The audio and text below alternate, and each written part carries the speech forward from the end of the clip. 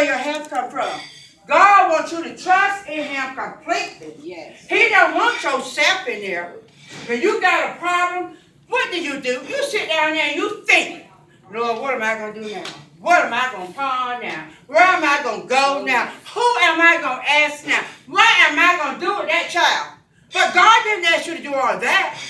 What did He say do? Cast all your cares on Him. That's what God told you to do. He didn't tell you to get in the bank. Just because you're sitting there not doing nothing, what about your mind? Your mind is what you think. What about your mind? You still in it. God can't do nothing with you being in it. You got to let it go. What is it? TKO. What's that song I'm thinking about? A TKO. You got to let it go. And you got to let God handle it. That's right. Technical knockout. God is all powerful. He don't need no help from me, you, or nobody else. That's right. When He wants you to take your hands off of it, He said, trust in Him and lean not into what? Your own understanding. He wants you to step out of it. Step aside. And that's what they do. Yes. So when He told that person to move that wall, He said a little something to his daddy. Yes, He did. And then when He said a little something to his daddy, He said, what? Lazarus, do what? Come forth. And he came forth. Yes, He did. Yeah. He came forth. Yeah. But see, He did that so He can get all the glory. He did that so Mary and Martha can see how low their faith was. He did that so the people can see the miracle that He got to do. The same thing with us. My son, he was going for his permit. I mean, he tried for that permit several times. He thought he knew it all, reading the book. He didn't even have to read nothing. And we go to the DMV, he gonna get it today, he gonna get it today.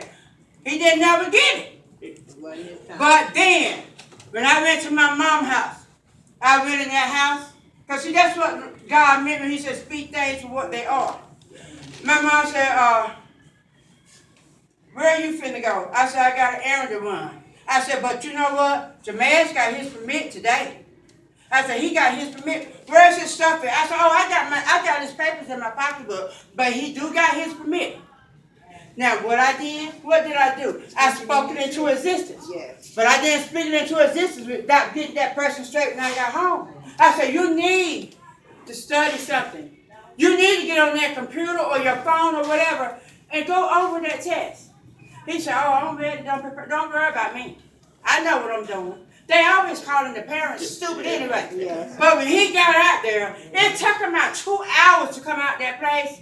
But he came out with his permit. But what did I do? I didn't lie. I spoke things as God was speaking. Just like my situation, about my daughter, about my finances, about our job. I'm speaking because see, we already is predestined. God already know what our future is going to be about. Yes, He do. We already got the victory. We already done read the Bible. We already know what chapter Revelation says. Mm-hmm. Then He said we got the victory already. Yes, He did. He already told us. So then what is we worrying about? Why are we being weary? If you're going to worry, don't pray. If you're going to pray, don't worry. That's right. We got to remember that. We got to remember that, folks. We got to take our power back. I don't care what it don't seem like. Don't say, oh, well, I guess it's meant for it to be. I know someone who have been sick for years. I mean, had walked it over 15 years. But that person is no longer in a wheelchair. That person is walking around here, running around with some better than I am. You don't never know what God got for you. You don't never know what's in store for you. That's why He wants you to cast your cares on Him. When you're going through something, you find something in that Bible, because everything in the Bible is what you live. Yes. You find something that you can put along with whatever you're going with. And you read that scripture every day. I don't know what the outcome, or don't care what the outcome look like to you. And you get your mind focused on what God says, not what you say.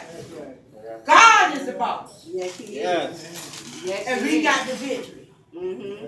And you relay that over and over and over again in your mind. You do it. No, I asked the Lord, I can walk, I can run, I can talk, I can jump. But you guess what, though? I couldn't do that about 3 or 4 months ago. I couldn't do none of that. He might not be here, and I want him to be here, but he's here when I need him. I used to sing that song all the time. He's the on-time God. Because that's exactly what he is. He's on time. Yeah. And we need to remember that, people. Don't turn your back on God, for God is going to never turn his back on you. He is the same yesterday, today, and tomorrow. And we need to remember that. We need to focus on that.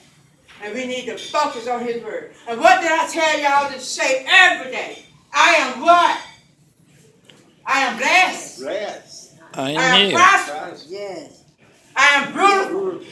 I am restored. I am redeemed. I am recovered. I am the riches. I am whose child? I'm God's child. You speak life over yourself every day. I don't care what your circumstances are. Just stomp on the devil. I don't want Satan to get behind me because I don't want the person running behind me. I want to know what's good. So I'm going to stomp on his head. So y'all remember this. You take control. I didn't say there would be good times always. I didn't say there would be no hard times. But I did say know who you come from. Know who your master is. Because you can't have two. So y'all just put all our trust in where? The Lord. That's right. In the Lord. And leave it up to his understanding, not our own. And if all y'all accept this, say what? Amen. Amen. Amen.